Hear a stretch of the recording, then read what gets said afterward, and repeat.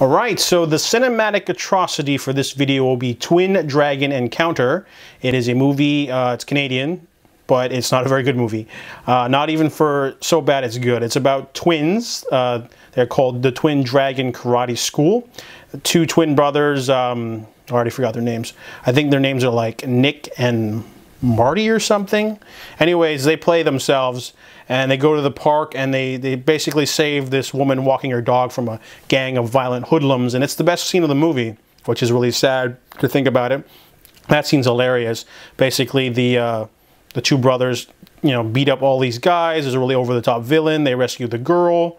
And then they cut to their karate school where they're showing their girlfriends how to do self-defense moves. And so our two protagonists decide to go on a vacation for a month with their girlfriends, go camping up in the northern wilderness.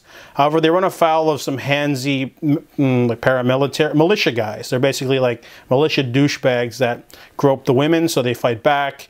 And they definitely defeat them. The movie's really over the top. Like, for example, the main villain pulls out a machete and tries to attack them, like on a dock, like so over the top. But the movie's really slow. They have one more encounter with them on the canoes. The brothers have hunting gear and the villains have guns because they're like wannabe military types. So they don't actually kidnap the girls until 45 to 50 minutes into the movie. The rest of the movie is just them going camping and doing things. And every time they cut back to them sitting like having a picnic or eating food, they're like, how many days have we been here? It's been 4 now. Oh, wow. You know, because they didn't want to, like, you know, it's really expository dialogue like that.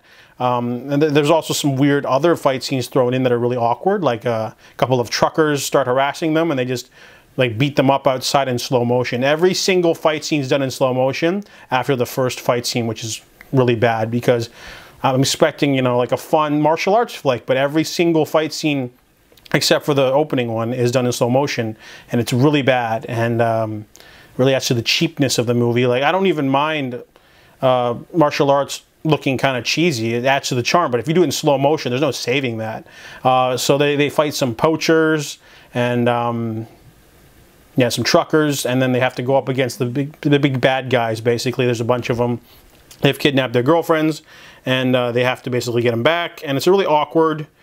And honestly, yeah, the movie just doesn't have that sort of charm because it's boring. It's not, you know, in order for a movie to be so bad it's a good film, it needs to like have plot happening, and this movie doesn't have anything going for it. There's a lot of patches of them going fishing and patches of them cooking, patches of them eating, villains being really, so many like references to the villains like having their way with the women. It's really disturbing, you know, like he says it in a very like cheesy 80s villain way, but he says it like 4 times. He's like, after we kill those brothers, we'll have our way with the women. And it's just like, it gets really repetitive, a really bad ending too. So even for a cinematic atrocity, this movie is not that entertaining. There's too many patches of boring stuff.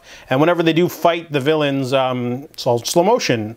So I only give Twin Dragon Encounter a cinematic atrocity score of 3 out of 10. Definitely not one of the better ones out there. There are definitely better, so bad it's good action movies out there.